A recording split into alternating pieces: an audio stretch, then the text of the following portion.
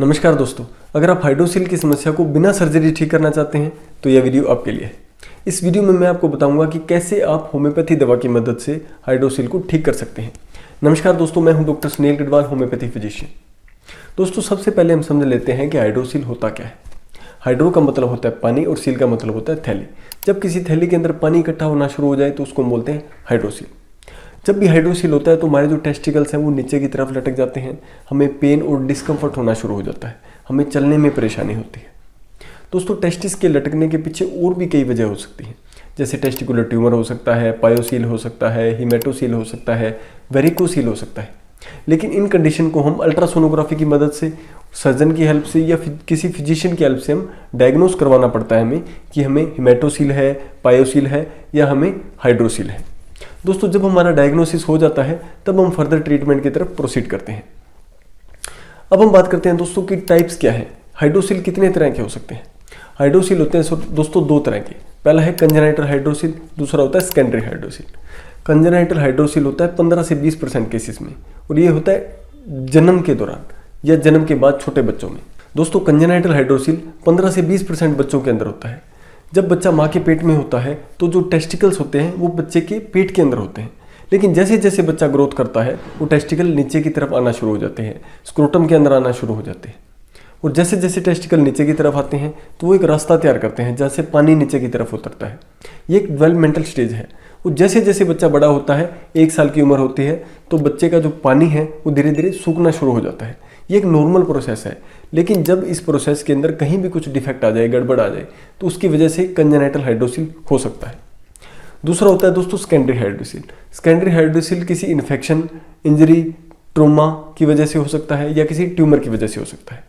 अगर आपको एपिडिडामाइटिस या ओर्काइटिस हुआ है, कोई इन्फेक्शन हुआ है टेस्टिकल के अंदर, तो पानी भरना शुरू हो सकता है। अगर आपको कोई ट्यूमर हुआ है तो आपका पानी भरना शुरू हो जाता है टेस्टिकल के अंदर। या अगर आपको किसी तरह की कोई मार लगी है, कोई इंजरी लगी है, कोई चोट लगी है, ठीक है, अब बचपन में आपको जैसे किसी ने बॉल मार दी या किसी ने मजाक में ताव में हाथ मार दिया, तो आपको टेस्टिकल के ऊपर सूजन आ गई, स्वेलिंग आ गई, तो उसकी वजह से क्या है, धीरे धीरे पानी भरना शुरू हो गया, तो उसको हम बोलते हैं सेकेंडरी हाइड्रोसील। दोस्तों, जो हाइड्रोसील की समस्या है वो होती कैसे है, ये प्रोसेस क्या है कि हाइड्रोसील डेवलप कैसे होता है, इसके लिए हमें सबसे पहले समझना पड़ेगा टेस्टिकल के स्ट्रक्चर के बारे में। टेस्टिकल दोस्तों हमारे दोनों साइड होते हैं, लेफ्ट साइड और राइट साइड। इनका काम होता है स्पर्म का प्रोडक्शन करना और मेल हार्मोन का प्रोडक्शन करना। ये एक थैली में लटके होते हैं जिसको हम स्क्रोटम बोलते हैं या अंडकोश बोलते हैं। दोस्तों, हर अंडकोश के ऊपर एक लेयर होती है जिसको हम बोलते हैं ट्यूनिका वेजिनैलिस। ये एक सीरस लेयर है जहाँ से जो सीरस फ्लूइड है वो हमेशा रिलीज होता रहता है।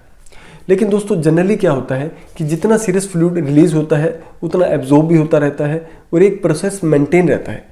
लेकिन किसी इंजरी की वजह से, किसी इन्फेक्शन की वजह से, किसी ट्यूमर की वजह से जब पानी ज़्यादा बनने लगता है या पानी का एब्जॉर्प्शन ढंग से नहीं होता, तो टेस्टिकल के नीचे स्क्रोटम के अंदर पानी इकट्ठा होना शुरू हो जाता है और टेस्टिकल हमारे नीचे की तरफ लटक जाते हैं। इसकी वजह से हमें डिस्कम्फर्ट होता है।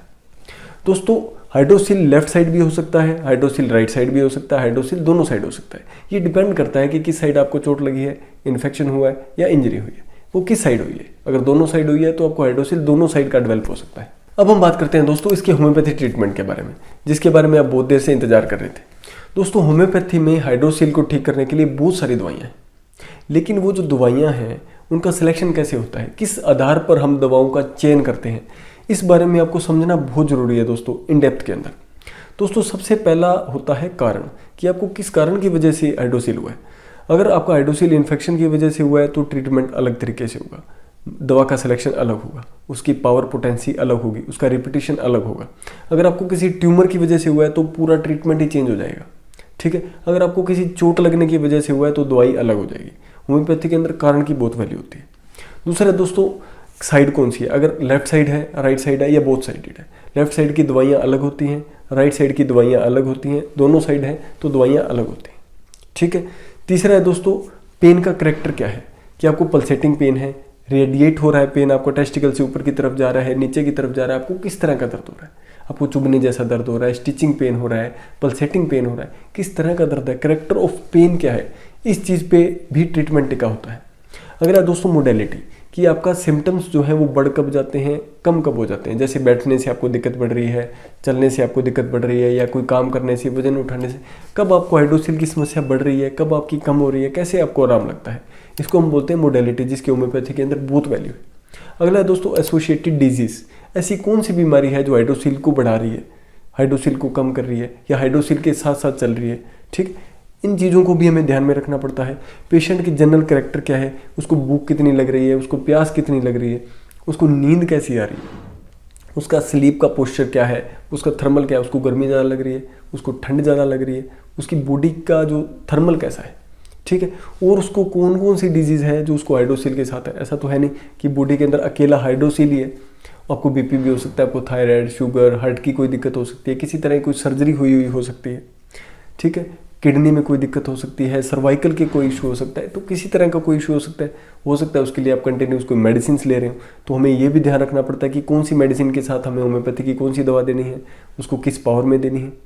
अगला है पेशेंट का नेचर, कि उसका स्वभाव कैसा है, उसका स्वभाव, उसकी प्रकृति कैसी है, वो गुस्से वाला है, शांत है, एक्टिव है, स्लो है, डल है, उसका पूरे दिन की एक्टिविटी क्या है, ऑफिस वर्क है, एग्जर्शन है, किस तरह का है उसका। उन सारी चीज़ों को नोट किया जाता है। प्रॉपर केस टेकिंग की जाती है, एक परफॉर्मा बनाया जाता है, पेशेंट के सारे सिम्टम्स को नोट किया जाता है, उसके बाद दवाओं का सिलेक्शन होता है, फिर कहीं जाके रिजल्ट आता है। ठीक है, ऐसा नहीं है कि आपने यूट्यूब से 5-6 दवाइयाँ देख ली, अब उन दवाओं को आप मार्केट में गए, आपने लिया, उसमें से 1-2 दवाइयाँ आपको लगा कि ये दवाइयाँ मेरी सूट कर रही है, आपने वो दवाइयाँ ली, लेकिन आपको रिजल्ट नहीं आया, फिर आप होम्योपैथी को क्रिटिसाइज़ करेंगे। दोस्तों यूट्यूब पे जब भी कोई डॉक्टर किसी दवा के बारे में बताता है, मैं भी बताता हूँ कई बार जब मुझे लगता है कि हाँ ये पर्टिकुलर दवा है इस चीज़ की, लेकिन दोस्तों जब भी हम किसी दवा के बारे में बताते हैं तो उसका मकसद होता है पेशेंट को जागरूक करना कि हाइड्रोसिल अकेला सर्जरी से ठीक नहीं होता। आप सर्जरी से बच सकते हैं अगर आप होम्योपैथी दवा का चयन करें, अगर आप होम्योपैथी ट्रीटमेंट लें। लेकिन पेशेंट इसको अदरवाइज लेते हैं, 2-4 दवाइयाँ जो भी बताई जाती हैं उसको घर पे ट्राई करने की कोशिश करते हैं, फिर आपको रिजल्ट अच्छे से नहीं होता और फिर आप सर्जरी करवा लेते हैं कि होम्योपैथी से तो ठीक नहीं हुआ। लेकिन जो बीच का जो प्रोसेस है, कंसल्टेशन करना, उसका ट्रीटमेंट लेना, उसकी डोज, रिपीटिशन, कैसे दवाई को लेना है, वो सब चीज़ें स्किप हो जाती हैं, फिर आपको अच्छे से रिजल्ट नहीं मिलते। दोस्तों हमें क्या करना है, हमें प्रॉपर गाइडेंस से ट्रीटमेंट लेना है, आपको बहुत अच्छे रिजल्ट मिलेंगे। दोस्तों हाइड्रोसिल क्या है, एक पानी ही तो एक इकट्ठा हो रहा है ना, एक प्रोसेस ही तो है।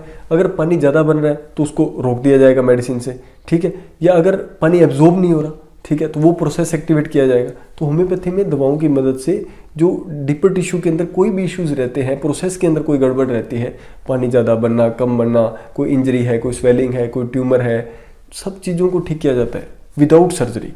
ठीक है, तो आप ट्राई करेंगे तो आपको बहुत इफेक्टिव रिजल्ट मिलेंगे। ठीक है, तो इससे बढ़िया है आप किसी डॉक्टर से कंसल्ट करिए और फिर आप ट्रीटमेंट करवाइए। नहीं तो 2-4 दवाइयाँ दोस्तों, 5 दवाइयाँ आपको कोई भी डॉक्टर रिकमेंड कर देगा, लेकिन आपको उससे रिजल्ट नहीं मिलेंगे, आपका टाइम खराब होगा और आपकी डिजीज़ बढ़ती जाएगी। फिर क्या होता है, जितने टाइम निकलता जाता है उतना ठीक होना थोड़ा कॉम्प्लिकेट हो जाता है, फिर आपको सर्जरी की तरफ जाना ही पड़ता है। ठीक है, तो आशा करता हूँ दोस्तों ये वीडियो आपको अच्छी लगी होगी। दोस्तों अगर आपके मन में कोई भी सवाल है तो आप मुझे कमेंट बॉक्स में पूछ सकते हैं, मेरा नंबर स्क्रीन पे दिया है, इस नंबर पे आप मुझे मैसेज करिए, मेरी टीम आपको रिप्लाई देगी। आप अपनी रिपोर्ट भेजिए, आप अपने सिम्टम्स के बारे में बताइए। अगर आप कोई भी गाइडेंस चाहते हैं तो हमारी टीम आपको ज़रूर गाइडेंस देगी।